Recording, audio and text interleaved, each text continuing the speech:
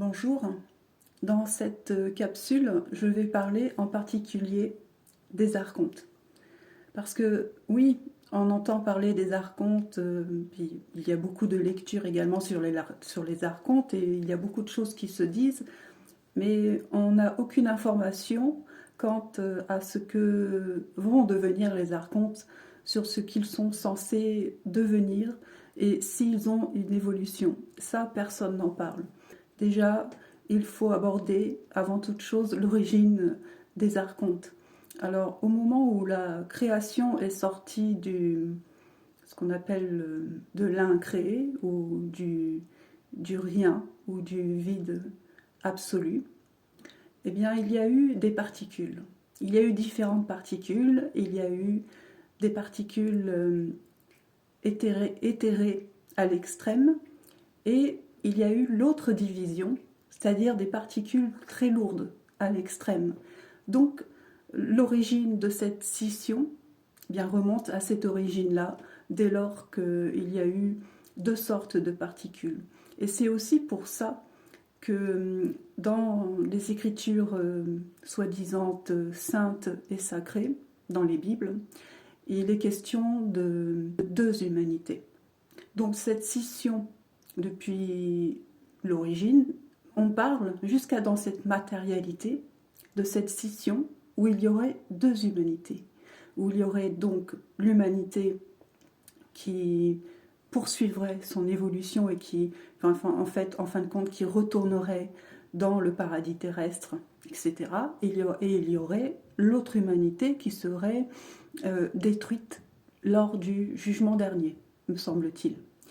Mais quand je perçois les choses au fond, derrière la forme de ces choses-là, derrière la forme apparente de l'ennemi que représente l'archonte, parce que l'archonte a une existence dans ce qu'on appelle le grand, le macrocosme. Et il y aurait des manipulations dans l'humanité, c'est-à-dire dans le plan du microcosme. Donc il y aurait une manipulation génétique qui se serait faite, et il y a des manipulations, une très vaste manipulation de programmes. Donc en gros, les archontes, n'ayant pas de ressources de l'esprit et n'ayant pas le souffle de l'esprit, c'est-à-dire le souffle divin, ils auraient été dès le début, ils auraient été sous l'emprise de la mécanicité, où en fait ils ne pouvaient pas faire autrement que de constituer la mécanicité et de vivre que de mécanicité. Ils sont obligés depuis le plan initial en fait d'absorber des ressources humaines pour pouvoir persister dans l'existence. Et si cette matière, ce monde de matière a été fabriqué par les archontes, c'est-à-dire en fragmentant, ça a été un vaste projet de fragmentation du corps initial, du corps solaire. Ce projet de fragmentation a constitué les corps subtils par magnétisme. L'être solaire était inévitablement absorbé, attiré comme un aimant, et ça a constitué donc les corps subtils jusqu'à dans ce noyau magnétique qui constitue cette terre polarisée. Dans l'initiation, on parle de l'évolution de l'ego. Et on parle de l'évolution de l'âme, où à un moment donné, l'âme doit être déconstruite et transmutée, parce que l'âme, ça fait partie aussi je parle de l'âme planétaire, ça fait partie du projet magnétique, de magnétisation de la part des archontes. Et là où je voulais en venir, c'est que dans ce vaste projet, puisque les archontes font partie de l'ego, les archontes sont eux-mêmes divisés et ils sont eux-mêmes coupés, d'après ce que beaucoup de gens ont apporté, en ce terme que les archontes sont, coupés de la source. automatiquement, s'ils sont coupés de la source, ça veut dire qu'ils n'ont pas, ils n'ont pas la conscience. Ça veut dire qu'ils sont machinales, ils opèrent à partir de technologies artificielles, ils opèrent à partir d'un fonctionnement mécanique. Donc, s'ils n'ont que ça comme élément pour leur existence, cela veut dire également qu'ils n'ont absolument aucune conscience qu'ils font du mal. Ils n'ont absolument aucune conscience de ce qu'est la souffrance. Donc ils souffrent, on pourrait dire, inconsciemment. Ils sont dans une souffrance inconsciente. Mais ils ont un soupçon de volonté de vouloir évoluer vers le plan de l'éther, c'est-à-dire vers la lumière initiale.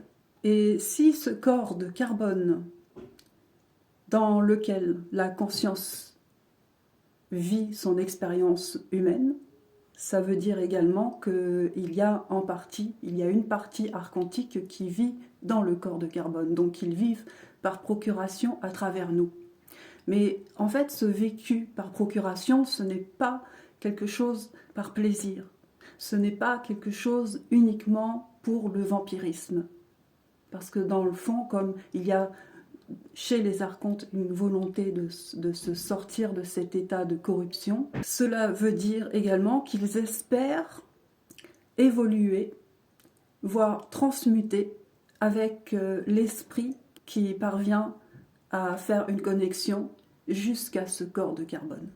Donc les individus qui en fait vivent l'initiation solaire à un niveau ou à un autre et qui évoluent à grande échelle, eh bien ça veut dire que tout ce qui est de nature archontique et mécanique, toute cette programmation, toutes ces mémoires, en somme, qui se trouvent, dont la conscience se trouve prisonnière, vu que tout ça se trouve transmuté par l'initiation solaire, ça veut dire que la partie archontique est également destinée à transmuter avec la conscience, avec l'esprit et l'esprit universel. Donc finalement, on pourrait dire que tout est destiné à retourner dans l'unité, dans la mesure où toute cette fragmentation depuis le plan d'origine serait réabsorbée et que finalement la conscience universelle formerait ce tout là où il n'y avait aucune division. Ici, actuellement, nous nous trouvons à la surface d'une Terre qui se trouve être la troisième dimension polarisée. Donc il y a cette division, il y a cette fragmentation. Mais il existe également une Terre unifiée, c'est-à-dire qui se trouve en troisième dimension, donc qui est toujours matérielle, mais unifiée. Donc ça veut dire qu'à ce titre-là, il existe cette Terre de troisième dimension unifiée où les archontes ont évolué avec la race humaine. Et finalement, à travers toute cette expérience humaine, son involution et son évolution, tout ça contribue à la restauration de la scission originelle.